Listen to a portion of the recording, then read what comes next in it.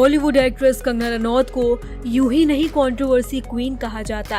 उनकी love life से लेकर वर्क लाइफ तक विवादों में रही है। उनके रिलेशनशिप स्टेटस की बात करें तो 38 साल की उम्र में भी वे सिंगल हैं। उनका रिश्ता तो रहा लेकिन किसी न किसी कारण से टूट गया। सबसे पहले उनका नाम हिंदी सिनेमा के जाने माने एक्टर आदित्य पंचोली से जुड़ा था, लेकिन बाद में एक्ट्रेस ने उन पर कई तरह के गंभीर आरोप लगाए थे। कंगना और आदित्य पंचोली की उम्र में 23 साल का अंतर था और उनके करियर की शुरुआत में पंचोली ने उनका बहुत साथ दिया था, जिसके बाद ही दोनों के अफेयर के चर्चे होने लगे थे।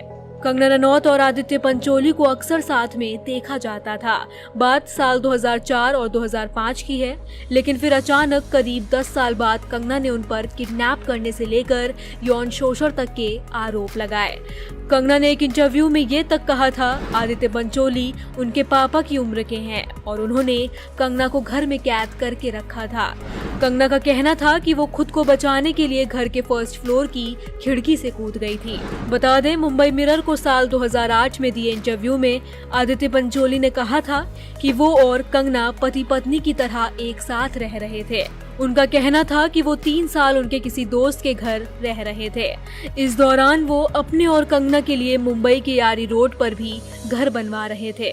आदित्य ने कंगना के साथ पहली मुलाकात की बात भी बताई थी।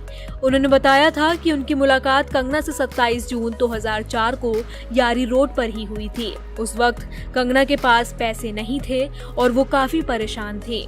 पंचोली ने यह भी बताया था कि उनके दोस्त ने उन्हें कंगना की मदद के लिए कहा था। बता दें, कंगना के इस आरोप को आदित्य पंचोली ने स्वीकार किया था। आदित्य ने कहा था कि कंगना उन्हें धोखा दे रही थी। दोनों अच्छे से एक साथ रहते थे, लेकिन कंगना ने उन्हें कहा कि कोई लड़का उन्हें परेशान कर रहा है।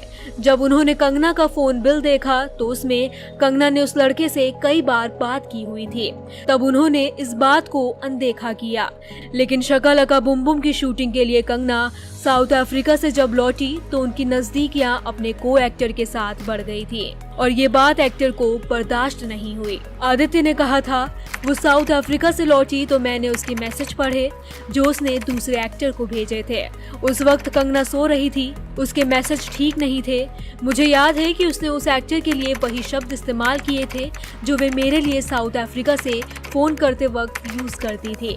तब पहली बार मैंने उसकी पिटाई की थी।